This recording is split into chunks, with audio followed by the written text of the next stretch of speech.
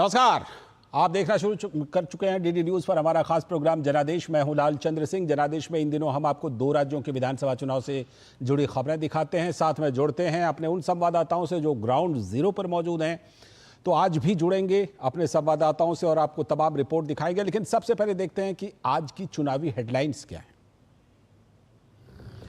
जम्मू कश्मीर विधानसभा चुनाव के दूसरे चरण की 26 सीटों पर थम गया चुनाव प्रचार का शोर। 5 जिलों की 26 विधानसभा सीटों पर परसों यानी 25 सितंबर को होगा मतदान। पहले चरण में रिकॉर्ड मतदान के बाद दूसरे चरण के मतदान में बड़ी संख्या में मतदाताओं के हिस्सा लेने की उम्मीद। चुनाव आयोग की तैयारियां पूरी। जम्मू कश्मीर विधानसभा चुनाव के दूसरे चरण के चुनाव प्रचार थमने से पहले सभी राजनीतिक दलों ने झोंकी पूरी ताकत। कांग्रेस के नेता राहुल गांधी ने एक जनसभा में पूर्ण राज्य का दर्जा वापस दिलाने का किया वादा, तो भाजपा ने कहा पीएम मोदी और गृह मंत्री पहले ही कर चुके हैं इसका ऐलान।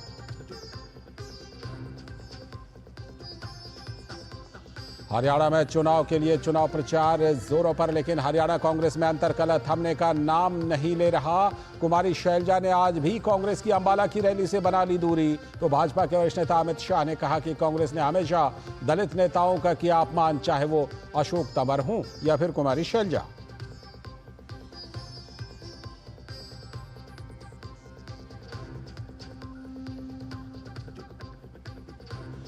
और कांग्रेस से 2 बार विधायक रह चुकी शारदा राठौड़ ने लगाए पार्टी पर गंभीर आरोप। कहा चमड़ी दमड़ी देख कर दिया गया कांग्रेस में हरियाणा विधानसभा चुनाव के लिए टिकट। भाजपा ने पूछा कांग्रेस से सवाल, इस मामले में लड़की हूं ब्रिगेड की प्रियंका गांधी वाड्रा क्यों है चुप।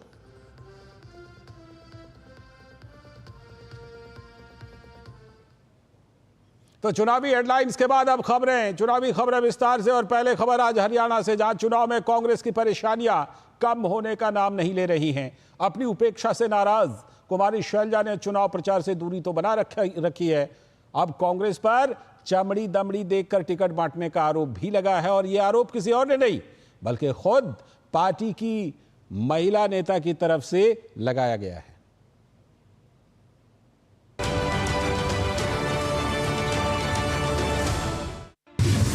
कुमारी शैलजा पर कांग्रेस कार्यकर्ताओं की अभद्र टिप्पणी से गरमाई हरियाणा की सियासत। कुमारी शैलजा पर कमेंट से दलित समाज में आक्रोश। दलित नेताओं ने कांग्रेस के खिलाफ बोला जमकर हमला। विधानसभा चुनाव प्रचार से कुमारी शैलजा ने बनाई दूरी। कुमारी शैलजा की नाराजगी से भूपेंद्र हुड्डा का इनकार। हरियाणा चुनाव के लिए चुनाव प्रचार जोरों पर है और सभी पार्टियों के दिग्गज नेताओं ने प्रचार में पूरी ताकत झोंक रखी है। वरिष्ठ भाजपा नेता अमित शाह ने आज टोहाना और जगाधरी में 2 जनसभाएं की। टोहाना में जनसभा को संबोधित करते हुए गृह मंत्री अमित शाह ने कहा कि कांग्रेस ने हमेशा दलित नेताओं का अपमान किया, चाहे वो डॉक्टर अशोक तंवर हो या फिर कुमारी शैलजा। हमेशा से दलित नेताओं का अपमान करने का काम कांग्रेस पार्टी ने किया, चाहे डॉक्टर अशोक तंवर हो चाहे बहन कुमारी शैलजा हो, सबका अपमान कांग्रेस ने किया है। और आंबेडकर जी, जब तक कांग्रेस की सरकार नहीं गई, बाबा आंबेडकर को भारत रत्न नहीं मिला। और भारतीय जनता पार्टी ने 5 तीर्थ आंबेडकर जी के लिए बनाए और संविधान दिन मनाने की घोषणा की। अभी अभी राहुल गांधी अमेरिका में बोले हैं कि विकास हो जाने के बाद आरक्षण की जरूरत नहीं है, विकास होने के बाद हम आरक्षण हटा लेंगे। इस बीच हरियाणा विधानसभा चुनाव प्रचार से कुमारी शैलजा ने अपनी दूरी बना रखी है। आज भी अंबाला में कांग्रेस की रैली में कुमारी शैलजा नहीं पहुंची, जबकि अंबाला लोकसभा क्षेत्र का प्रतिनिधित्व वो कई बार कर चुकी हैं। हालांकि कुमारी शैलजा की नाराजगी से भूपेंद्र हुड्डा ने इनकार करते हुए कहा कि किसी की कोई नाराजगी नहीं है। तभी कांग्रेस जन लगे हुए हैं कांग्रेस को मजबूत करने के लिए। शैलजा जो है हमारी बहन, वो वरिष्ठ नेता है, कोई नाराजगी, हमारी कोई नाराजगी। बसपा सुप्रीमो मायावती ने भी सोशल मीडिया एक्स पर कांग्रेस पर हमला बोलते हुए कहा कि कांग्रेस दलित नेताओं को कभी तरजीह नहीं देती है। मायावती ने अप्रत्यक्ष तौर पर कुमारी शैलजा की नाराजगी और हरियाणा में उनकी उपेक्षा के संदर्भ में ये पोस्ट किए। चमड़ी दमड़ी देखकर दिया गया कांग्रेस में चुनाव का टिकट। कांग्रेस पर टिकट बंटवारे में भ्रष्टाचार करने के लग रहे हैं आरोप। महिला नेता के आरोप से मचा हंगामा। चमड़ी और दमड़ी तक पहुंची हरियाणा में कांग्रेस की राजनीति। कांग्रेस की पूर्व विधायक शारदा राठौर ने लगाए पार्टी पर गंभीर आरोप। भाजपा का सवाल, इस मामले में क्या लड़की हूं ब्रिगेड प्रियंका गांधी वाड्रा कुछ कहेंगी? ये आरोप किसी और ने नहीं बल्कि खुद पार्टी की महिला नेता शारदा राठौर की तरफ से आया है, जो कांग्रेस के टिकट पर बल्लभगढ़ सीट से 2 बार कांग्रेस से विधायक रह चुकी हैं। पार्टी ने मुझे टिकट नहीं दिया। मुझे अभी तक ये समझ ही नहीं आया कि मेरा कसूर क्या था। लेकिन वो कहते हैं ना, चमड़ी और दमड़ी में बहुत दम होता है। तो मैंने तो ईमानदारी की राजनीति करी। जैसे जैसे मतदान के दिन नजदीक आ रहे हैं, वैसे वैसे हरियाणा कांग्रेस में अंतर्कलह थमने का नाम नहीं ले रही है। केंद्रीय गृह मंत्री अमित शाह ने आज हरियाणा में कांग्रेस पार्टी पर जोरदार हमला बोला है। गृह मंत्री अमित शाह का कहना है कि कांग्रेस पार्टी दलित विरोधी है। यही कारण है कि कांग्रेस पार्टी में दलित नेताओं का अपमान होता है। बाबा साहब अंबेडकर के अपमान का भी उन्होंने जिक्र किया कि कांग्रेस पार्टी ने कभी भी उनका सम्मान नहीं किया और न ही उनको भारत रत्न दिया। कुमारी शैलजा का प्रकरण एक बार फिर हरियाणा में गरमा गया है। इसके साथ साथ ही बल्लभगढ़ से कांग्रेस विधायक शारदा राठौर ने तमाम तरह के आरोप लगाकर और ये कहकर कि कांग्रेस पार्टी में टिकट चमड़ी और दमड़ी के आधार पर दी जाती है, पूरी हलचल मचा दी है। आने वाले समय में हरियाणा चुनाव में इसका असर देखने को मिल सकता है। कैमरामैन जगमोहन के साथ नीरज सिंह, डीडी न्यूज हरियाणा।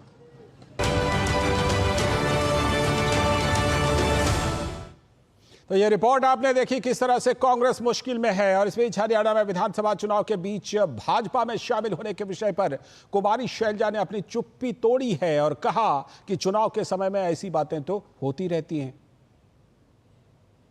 क्योंकि चुनाव है ना, इसलिए दिख रहा है, वरना कांग्रेसी के लिए भाजपा का सॉफ्ट कॉर्नर कैसे हो सकता है। तो इस चीज को हम कोई मतलब नहीं है इन बातों का। कांग्रेस है, बीजेपी है और आज हमारा जो भी वजूद है कांग्रेस पार्टी के कारण ही है।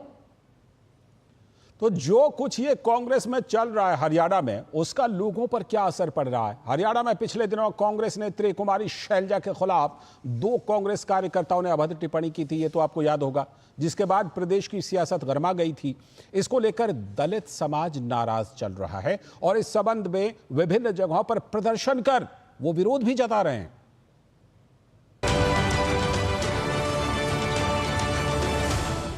जो भद्दी गाड़ी थी वो एमएलए थे, जो हुड्डा के आदमी थे, शैलजा को गंदी गंदी बात करी, इसलिए एससी बहुत नाराज है, एससी ओबीसी सारे नाराज है, इसलिए कांग्रेस तो छोड़ दिया उन्होंने। हुड्डा तो बाद में कह रहे हैं कि वो तो बहन है शैलजा हमारी। बहन वो तो बहन पार भी पकड़ेगा। आप ये देखिए, एमपी है वो हरियाणा में कुमारी शैलजा, और उस पे एमपी होने के बावजूद भी अभद्र भाषा का यूज़ किया जा रहा है, जो कि सरकार में 10 साल से है ही नहीं। और उनको ये हो रहा है भी हमारी सरकार आ सकती है, और ये अभी से इतना घमंड है। इससे पहले इनके 10 साल राज रहा है और इन्होंने दलितों पे इतना ज़्यादा अत्याचार किया। हम तो दलित है, दलितों तो कुछ समझते ही नहीं है। वो दलित का नाम लेके कुछ गलत शब्द बोल रहा था, तो मैंने ये बोला भाई गलत मत बोल, मेरे पास वीडियो है, गलत मत बोल, जाति पाति में मत आ। किस पार्टी से? वो कांग्रेस पार्टी से।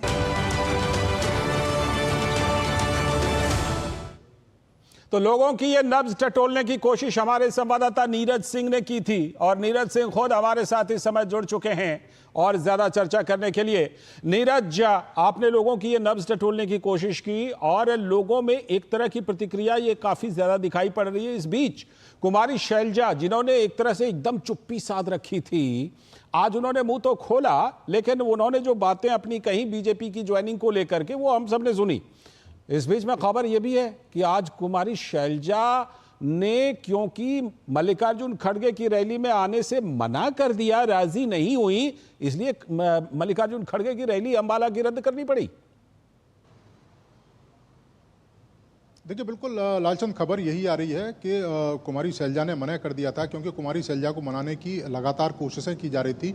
मल्लिकार्जुन खड़गे की तरफ से ये प्रयास शुरू हुए थे। हुड्डा को ये कहा गया था, भूपेंद्र सिंह हुड्डा को, कि कुमारी सैलजा से बात करके वो उन्हें मनाने की कोशिश करें, क्योंकि अम्बाला एक बड़ा गढ़ रहा है कुमारी सैलजा का।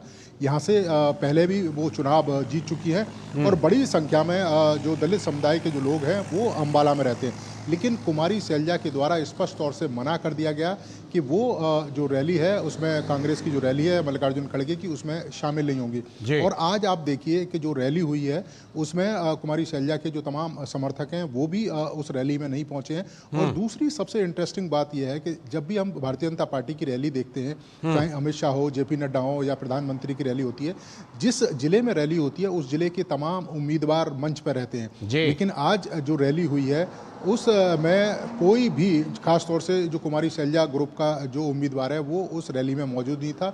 आप देखें कि जो अम्बाला कैंट है, अम्बाला कैंट से परविंदर सिंह परी, जो कुमारी सैलजा के काफ़ी करीबी माने जाते हैं, वो भी उस रैली में शामिल नहीं हुए, जबकि अम्बाला में ये रैली थी।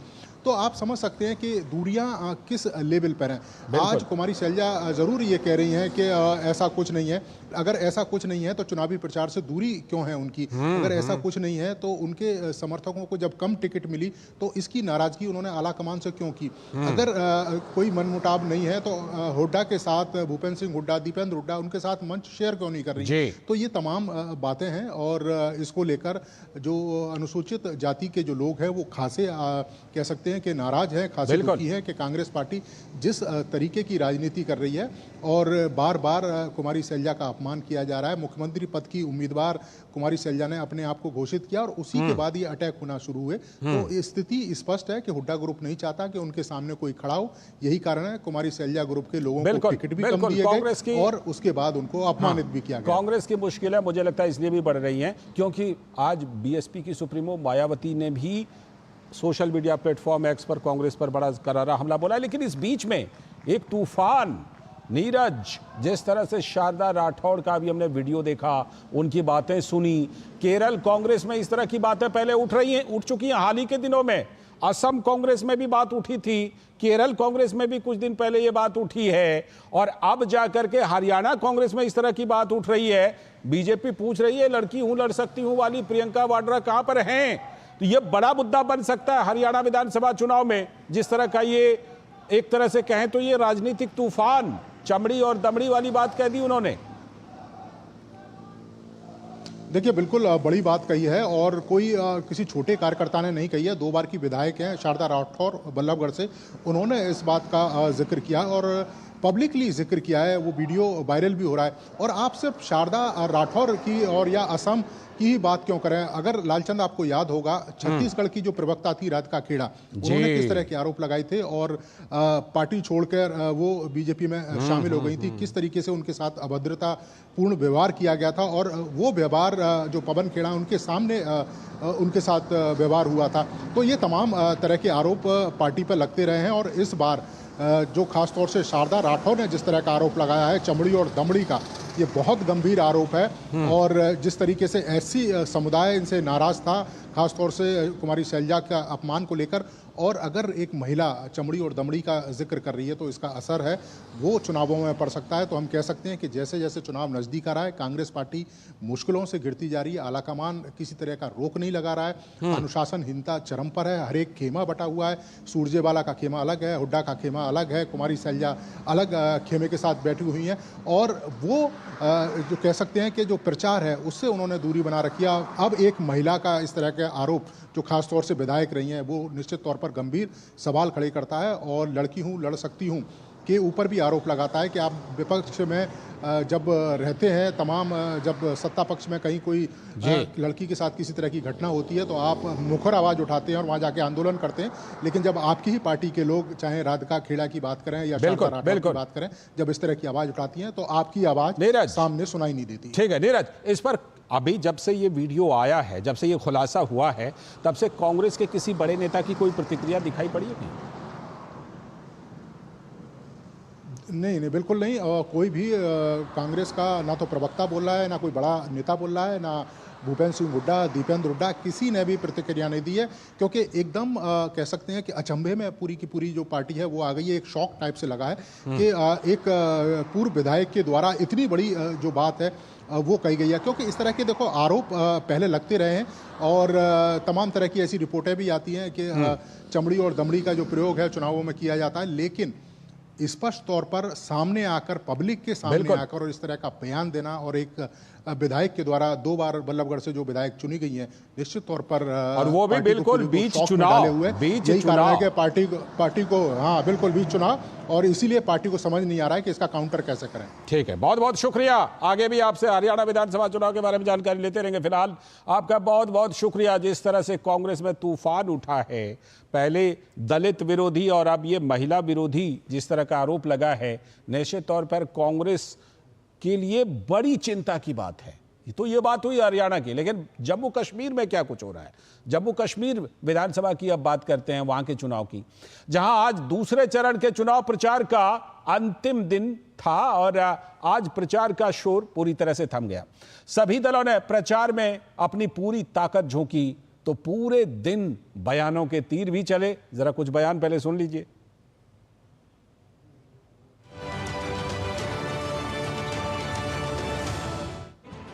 जम्मू कश्मीर में विधानसभा चुनाव के दूसरे चरण के लिए प्रचार आज शाम थम गया। इस चरण में जम्मू कश्मीर के 5 जिलों की 26 विधानसभा सीटों पर 25 सितंबर को मतदान होना है। दूसरे चरण में जम्मू के रियासी, राजौरी और पुंछ तथा कश्मीर घाटी में श्रीनगर और बडगाम जिले में वोट डाले जाएंगे। इनमें से 11 सीटें जम्मू संभाग के 3 जिलों में है। जम्मू कश्मीर विधानसभा चुनाव 3 चरणों में कराए जा रहे हैं। वोटों की गिनती 8 अक्टूबर को होगी। इस बीच राजनीतिक दलों ने अपने चुनाव प्रचार को तेज कर दिया है। विभिन्न राजनीतिक दलों के नेता रैलियां और रोड शो कर रहे हैं। कांग्रेस के पूर्व अध्यक्ष और लोकसभा में विपक्ष के नेता राहुल गांधी ने आज पुंछ और श्रीनगर में जनसभाओं को संबोधित किया और लोगों से पूर्ण राज्य का दर्जा वापस दिलाने का वादा किया। गौरतलब है कि भाजपा पहले ही चुनाव के बाद जम्मू कश्मीर को पूर्ण राज्य का दर्जा देने की बात कह चुकी है। प्रधानमंत्री मोदी जी ने डोडा में जनसभा में कहा कि स्टेट हुड हम दे रहे हैं। उससे पहले आज से 6 मास पूर्व श्रीनगर में बख्शी स्टेडियम में जो उनकी महासभा जनसभा हुई, वहां पर भी उन्होंने ये बात कही। गृह मंत्री बार बार इसको सदन में कह चुके। और चूंकि ये जानते हैं विपक्ष के लोग कि ये स्टेट हुड का ऐलान हो चुका है, घोषणा हो चुकी है, कभी भी इसका आदेश जारी हो जाएगा, तो सोचते हैं कि बार बार हम ये मांग रखेंगे तो कल शायद हम इस बात का क्रेडिट ले सकेंगे कि हमारे कहने पर हुआ, हमारे दबाव पे हुआ, हमारे प्रेशर से हुआ। वहीं चुनाव आयोग ने दूसरे चरण के लिए अपनी सारी तैयारियां पूरी कर ली हैं। पहले चरण में हुए रिकॉर्ड मतदान के बाद चुनाव आयोग को दूसरे चरण के मतदान में बड़ी संख्या में मतदाताओं के हिस्सा लेने की उम्मीद है। हर पोलिंग स्टेशन में आपका सीसीटीवी लगेगा, जिसकी लाइव टेलीकास्ट जो होगी वो डीओ के कंट्रोल रूम में होगी। हर बस, हर मैटाडोर, हर मैजिस्ट्रेट की गाड़ी को जीपीएस है, उनकी मूवमेंट भी हम अपने है जो कंट्रोल रूम है वहाँ से मॉनिटर कर पाएंगे। टेक और ह्यूमन दोनों तरह की सिक्योरिटी का इंतज़ाम किया गया है और पूर्ण रूप से हर तरह की चीज़ का कंसिडरेशन में लेने के बाद ही सिक्योरिटी प्रोवाइड की गई है। जम्मू कश्मीर विधानसभा चुनाव के दूसरे चरण का मतदान बुधवार को है और लोकतंत्र के महापर्व में अपनी हिस्सेदारी को लेकर केंद्र शासित प्रदेश के मतदाता काफी उत्साहित हैं। ब्यूरो रिपोर्ट, जनादेश डेस्क, डीडी न्यूज।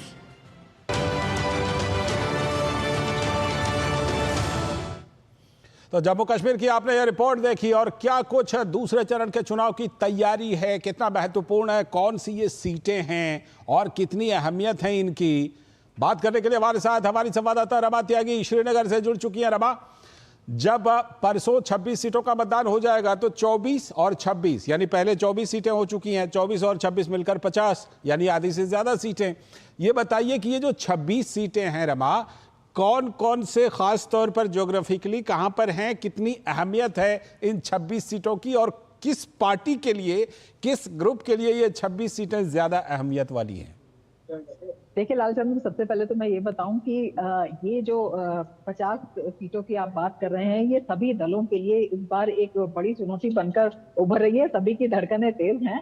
पहले 24 सीटों पर हुआ था, वो साउथ कश्मीर था, और अब जब हम बात करते हैं तो अब जो सेंट्रल कश्मीर की ये 26 सीटें हैं, श्रीनगर, गांदरबल और बड़गाम, तो ये भी अपने आप में खासा महत्व रखती हैं। और बात करें श्रीनगर की सीटों पर, सबकी इस बार नजर है, वो इसलिए भी है, दूसरा गांदरबल और बड़गाम भी काफी महत्वपूर्ण हो गया है, क्योंकि गांदरबल और बड़गाम दोनों सीटों से पूर्व मुख्यमंत्री उमर अब्दुल्ला हैं, वो दोनों सीटों से चुनाव लड़ रहे हैं। पहले लोकसभा का चुनाव बारामूला से लड़ चुके हैं, जिसे वो जीत नहीं पाए थे, अब यहाँ से किस्मत आजमा रहे हैं। तो इसको देखते हुए इसी चरण में अगर हम बात करें, अल्ताफ बुखारी हैं, उनकी किस्मत भी दाव पर लगी हुई है। इसके साथ ही अगर हम बात करें JKPCC के प्रेसिडेंट की, तो वो भी इसमें अपनी किस्मत आजमा रहे हैं। तो अपने आप में बेहद महत्वपूर्ण जो है ये 26 सीटें हैं, 25 लाख से ज्यादा मतदाता हैं और सबकी नजरें इसमें लगी हुई हैं। और इसी में ताबड़तोड़ सभी दलों ने जो है अपनी पूरी चुनावी ताकत झोंक दी है, क्योंकि पहले जो चुनाव होते थे, पहले परंपरागत दल जो है यहाँ पर जो क्षेत्रीय दल है, PDP है, नेशनल कॉन्फ्रेंस है या फिर कांग्रेस है, उनके बीच में जो है ये लगातार प्रतिस्पर्धा रहती थी। लेकिन इस बार बीजेपी ने भी जिस तरह से अपने कैंडिडेट उतारे हैं, इस बार जिस तरह से निर्दलीय बड़ी संख्या में चुनकर आने की जुगत जो है वो लगा रहे हैं और बड़ी चुनौती एक दे रहे हैं। और एक बड़ी बात ये भी है कि जो क्षेत्रीय दल हैं, उनके भी कई सीटों से जो पिछली बार जीते थे, वो अब पार्टी बदलकर दूसरे दल में आ गए हैं या उनमें से भी निर्दलीय चुनाव लड़ रहे हैं। तो इसे देखते हुए जो चुनाव है वो बेहद दिलचस्प हो जाता है, वो बेहद रोमांचक हो जाता है। तो सबकी नजरें इस पर लगी हुई हैं और काफी अहम है, क्योंकि जिस तरह से ये 50 सीटें हैं, ये अपने आप में काफी अहम होती हैं। पहले चरण में मतदाताओं ने जिस तरह से रुझान दिखाया, वो अपने आप में, उसमें भी सबकी मतलब उम्मीदें तो बड़ी ही, उम्मीदें तो सब बता रहे हैं कि हमारे पक्ष में है, लेकिन चिंताएं भी बड़ी हैं। और अब जो ये 26 सीट है, इसमें श्रीनगर की भी 8 सीटें हैं, जिसमें एक सीट लाल चौक की नई जुड़ी है।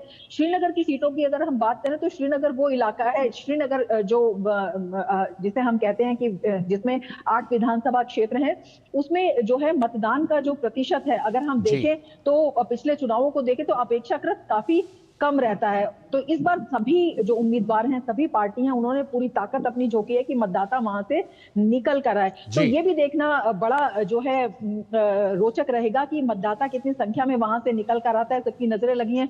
चुनाव आयोग ने पूरी उसमें कोशिश की है, तमाम तरह के अभियान चलाए हैं, तमाम क्षेत्रों में गए हैं। तो देखना होगा। अब उम्मीद यही है कि मतदाता बड़ी संख्या में निकल कर आए और अपने मताधिकार का प्रयोग करें। रमा, बिल्कुल ये उम्मीद इसलिए भी बढ़ जाती है, ये उम्मीद इसलिए भी बढ़ जाती है क्योंकि पहले लोकसभा चुनाव में हमने देखा कि करीब 3.5 दशक के बाद बंपर मतदान हुआ। उसके बाद अभी जो पहला चरण बीता है, उसमें भी बहुत ही अच्छा मतदान हुआ है। तो ये उम्मीद तो बनती है।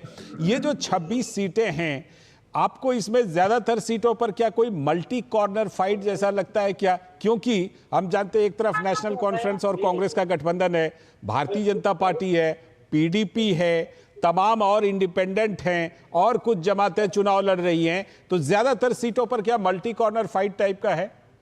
बिल्कुल, ज्यादातर सीटें जो हैं उन पर बहुकोणीय मुकाबला जो है इस बार दिखाई देता है। जैसे कि लाल चौक की सीट है, जिसके बारे में हम बता रहे हैं, वहां पर जो है बीजेपी ने जिस तरह से अपना उम्मीदवार उतारा है, नेशनल कॉन्फ्रेंस और PDP तो है ही, लेकिन उसमें वो त्रिकोणीय फाइट जो है इस बार बनती हुई दिखाई देती है, क्योंकि जो बीजेपी के उम्मीदवार हैं वो DD से चुनाव भी यहाँ पर जीत चुके हैं, 4 साल से DDC हैं। इसके साथ ही जो नेशनल कॉन्फ्रेंस के उम्मीदवार हैं या PDP के उम्मीदवार हैं, वो जो हैं पहले दूसरे दल में थे, वो अब इधर से निकल कर आए हैं। इसके साथ ही अगर जेडीबल की हम बात करते हैं उन सीटों की जहां पर गांदरबल और बड़गाम से उमर अब्दुल्ला चुनाव लड़ रहे हैं। तो पहले जो है ये जो है सीधी फाइट एक दिखाई देती थी, लेकिन जिस तरह से वहां पर जो उम्मीदवार आए हैं और जिस तरह से वहां पर निर्दलीय भी हैं और जो जमात के उम्मीदवार भी हैं, वो भी निकल कर आए हैं, तो उन्होंने बहुकोणीय इसको बनाया है। और इसी वजह से कहा जा रहा है कि बड़े चैलेंजिंग है, ये आसान फाइट नहीं है। बिल्कुल बिल्कुल। रमा, जम्मू की 8 सीटें हैं, इसमें राजौरी हैं, पुंछ हैं, ये तमाम इलाके हैं। जाहिर सी बात है कि ये सबकी अपनी अपनी अहमियत है। इस बीच में इलेक्शन कमीशन जो चुनाव आयोग है, उसकी तैयारियां इन 26 सीटों के चुनावों के लिए, ताकि मतदान प्रतिशत जो है जिस तरह से आया उसमें और ज्यादा बढ़ोतरी ही हो, इसके लिए किस तरह की तैयारियां हैं? देखिए, तैयारियां पूरी हैं चुनाव आयोग की। चुनाव आयोग जो है वो हर उस स्थान पर गया है जहां पर मतदाता है, और चुनाव आयोग की हमेशा ये पूरी कोशिश रहती है कि कोई भी जो मतदाता है वो ना छूटे। अब आप राजौरी पुंछ की बात करते हैं, पहाड़ी इलाके हैं, दूर दराज के इलाके हैं, वहां पर चुनाव आयोग की टीम कई हफ्ते पहले निकल कर, कई इलाके वहां पर ऐसे हैं क्योंकि वहां पर हमने भी, हमारी टीम ने भी वहां पर दौरा किया है, वहां पर जाकर मतदाताओं की राय भी जानी है, वहां का जो माहौल है वो भी दिखाया है। तो जाने में वहां पर कई दिन लग जाते हैं। तो चुनाव आयोग की टीम जो है वो वहां पर रही है, वहां पर जो मतदाता है उनको जागरूक किया है, जो उनको फैसिलिटी है उसको देने का पूरा प्रबंध किया है और बताया है कि किस तरह से एक मत की जो कीमत है वो कितनी है। तो चुनाव आयोग के तमाम और बिल्कुल सभी के लिए एक मत की कीमत ऐसे हैं जो पानी से जुड़ते हैं, तो शिकारे से वहां पर चुनाव आयोग की टीमें गई हैं। तो ये अपने आप में एक नया दृश्य यहाँ पर दिखाता है और बिल्कुल इसमें जो ये चुनाव हो रहे हैं जहां पर मतदाता भी जागरूक है, जहां पर जो पॉलिटिकल पार्टीज हैं, बिल्कुल इसी उम्मीद के साथ कि मतदान का प्रतिशत जो है एक बार फिर से बम्पर रहेगा। बहुत बहुत शुक्रिया रमा, जुड़ने के लिए। आगे भी आपसे जुड़ते रहेंगे, चर्चा करते रहेंगे। फिलहाल आपका बहुत बहुत शुक्रिया। तो श्रीनगर से रमा त्यागी हमारी संवाददाता जुड़ी थी। और आज के जनादेश में इतना ही, लेकिन कल फिर इसी वक्त दोनों राज्यों की जो चुनावी खबरें उसको लेकर हम हाजिर होंगे जनादेश में। फिलहाल डीडी न्यूज पर खबरों और कार्यक्रमों का सिलसिला लगातार जारी है। नमस्कार।